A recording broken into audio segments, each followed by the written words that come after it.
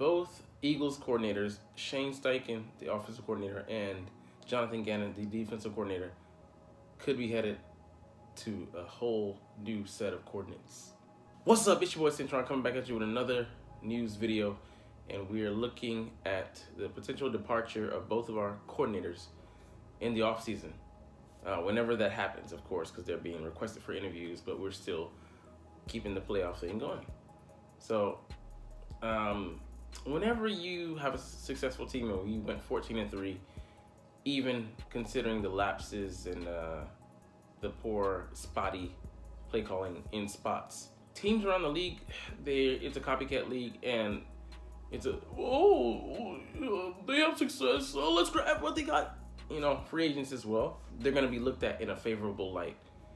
So people are going to come and try to poach from our squad the intellect as well as the manpower. And I'm not saying both of these coordinators haven't done well. Gannon is in his second year as a coordinator ever. And Steichen is in his first year.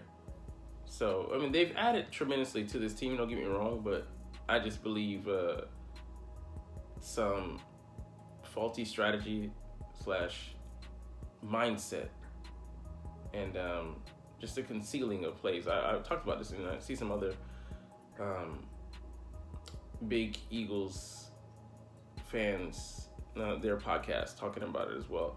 But the play calling, you're trying to reserve on purpose just to keep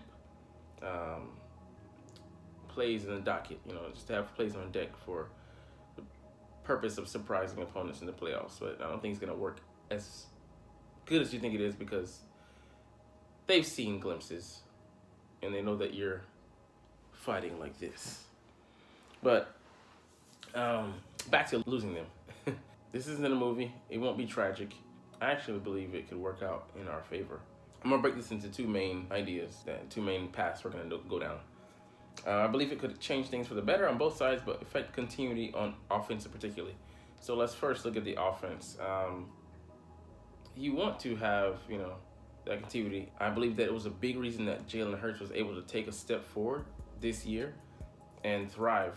Him having the same coordinator back-to-back seasons for the first time since high school. I mean, that's a ridiculous streak. It's allowed him to absorb a lot of information, a lot of different concepts, and a lot of different ideas to really speed up his maturation, as well as give him a lot of depth to his football mind. But that being said, you need to have some foundation, and to build up a sturdy house, you need to have the same engineers giving you these ideas and sitting down with you, because behind the scenes they really hash things out, iron out the problems, iron out the hesitations, the doubts, and really they really want to tailor things to what you do well, what you like. That's what they're most likely going to go with, what you're comfortable with. And to just have success, you're going to need a formula, and a formula includes having stability. So, I mean, there is that, but he's just too passive. I would love to have someone who has balance in mind. And yeah, he's similar to Gannon. He likes to conserve. He likes to play it close to the vest, as far as, keeping things under wraps. But I want to see wrinkles. Andy Reid, that offense, they love to sprinkle little things in here and recycle things, but build upon them and expand them to just further confuse that offense. I saw that quite often in the first half of the season, but after that we just kind of tapered down a bit. And like I said, some of that I believe is by design, and then it just definitely on purpose. The further you go into the latter weeks of the year, they're really not trying to put out too much on tape and show teams too much so that they could, struggle a little bit more in scouting us. I do believe we could find an upgrade, but we do have 4 potential replacements on the roster, according to PhiladelphiaEagles.com. Quarterback coach, the outside advisor that we brought in, the running back coach, someone else. I mean, they're on the staff, but they've been working closely with Jalen. I'd like to see us bring in someone from the outside. We'll get to that later. To the defense, the main reason why I believe it would be a huge upgrade is just Johnathan Gannon, his coaching style. He's way too passive. And the way he coaches, it grinds my gears to see him like misuse the talent that he has. We went for 70 sacks this year, the most since 1989. And, you know, it just feels like it was the quietest 70 sack season ever. And we had a streak of record of 5 games with 6+ sacks. It's just ridiculous. And the first team ever to have 4 individuals with 10+ sacks each. Patrick Cox has 6 himself. You know, 5 for over 5 with 5-pack. Just ridiculous. You know, that's the best Wendy's deal you're gonna get. But yeah, it's just, he's way too passive. Like, he doesn't blitz a lot when we have the pieces to do it. He doesn't run a lot of stunts. The majority of times we redo those things.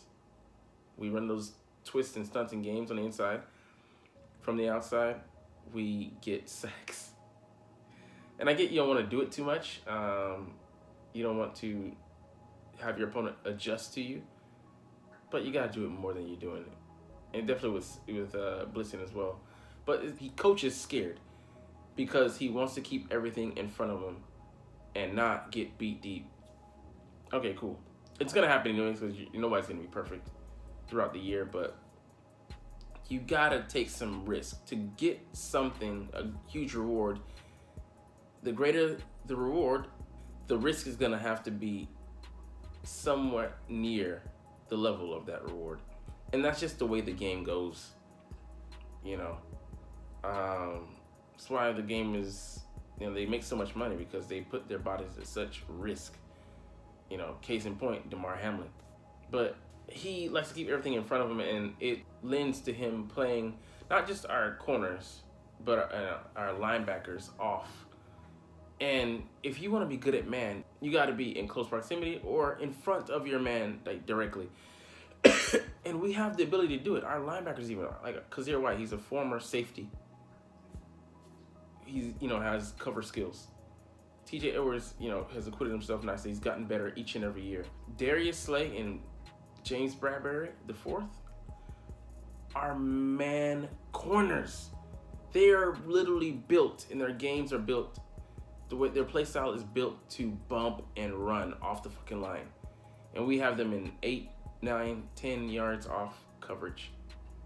And they're simply not zone corners. I think James Bradbury more so than they actually did that in Carolina when he was there. He's more a zone corner than Slay, but I still believe he's better suited to man as well. And maybe the optimal, I think, for him is like 5 yards off. If you want to clue in and read, you know, the quarterback. But if we're gonna do that, play a true cover 2, play a true Tampa 2, and have those guys be insulated by those safeties back there. But it's ridiculous to just line up, and that's another thing. We'll get to that in a second as well. To just line up and play ball, like you making it too easy for the offense just to be like, oh, gap right there, hole right there. And they just, like with Dak went like 24 for 24, it's perfect against zone coverage in that second matchup against us. And then we had Andy fucking Dalton lighting us up as well. Like it's just telling. You respect these guys way too much. You don't trust your guys to go out there and just bump and run. Or like I said, also I know you're trying to wait until the playoffs to unleash some of these, you know, wild coverages and strategy, you know, to main that instead of, you know, throwing it in there in spots. But that's ridiculous. It's setting our guys in their ways. Like practice makes perfect. If you practice that way, if you play that way the majority of the time, you're going to end up fighting that. Even if you want to throw a curveball and switch it up. You've been playing like that for 17 weeks. What do you think is going to happen when you try to switch it up suddenly? With the talent he has, the way he is using them, he's supposedly a coach that listens to his players. And for him to be like this staunch on it, it's a fatal flaw.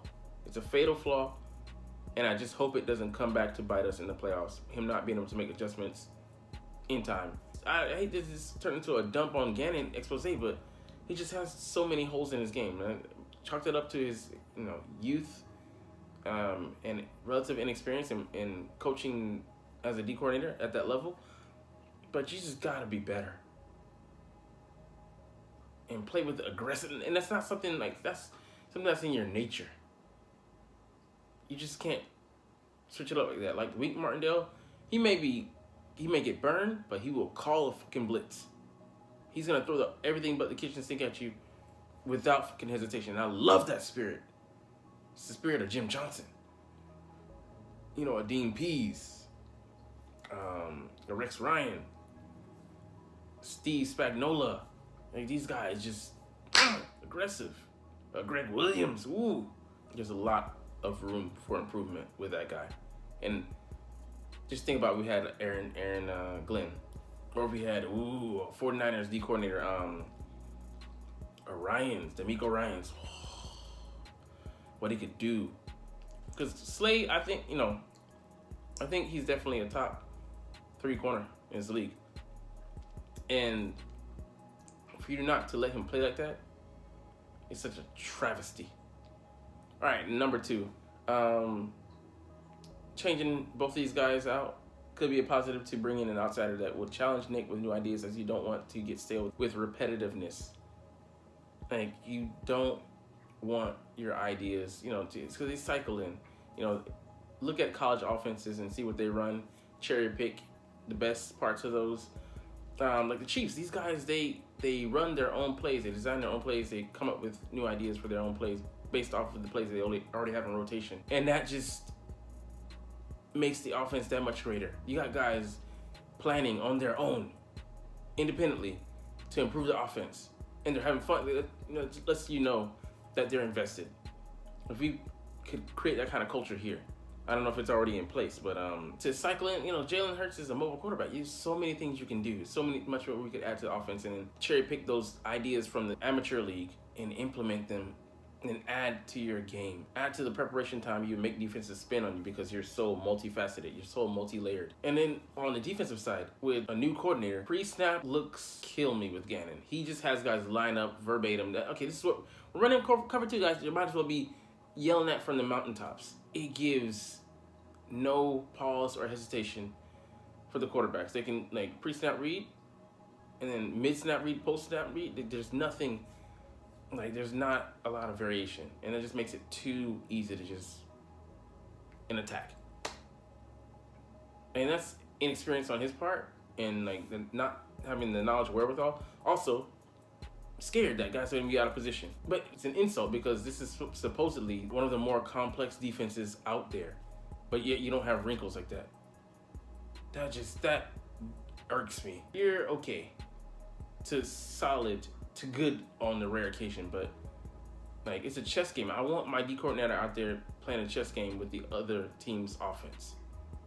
And so many times I feel like it's just he goes for the guaranteed win, the guaranteed move. And it just doesn't show a lot of creativity, if you want me to be honest with you. So, offense, I'd actually be okay with the offensive coordinator staying, because I think, it's like I said, if they bring in a specialist, they bring in some outside counsel, there be plenty there to add more spice to that. It'd benefit Jalen Hurts just to have that continuity, because he called them in on an off day to review, pour over film. This guy's just beast mentality. But defense, all we're doing is holding on. If you're just holding on, you ain't growing. You're trying to maintain. We need people that are going to try to take from the other team's offense. That are going to try to rob. They're going to try to pilfer. They're going to try to destroy. That are advancing upon the offense and attacking them. And I just don't feel like Gannon just has the wherewithal. But those are my thoughts on losing both coordinators and having them go off to greener pastures. Hey, they're wanted.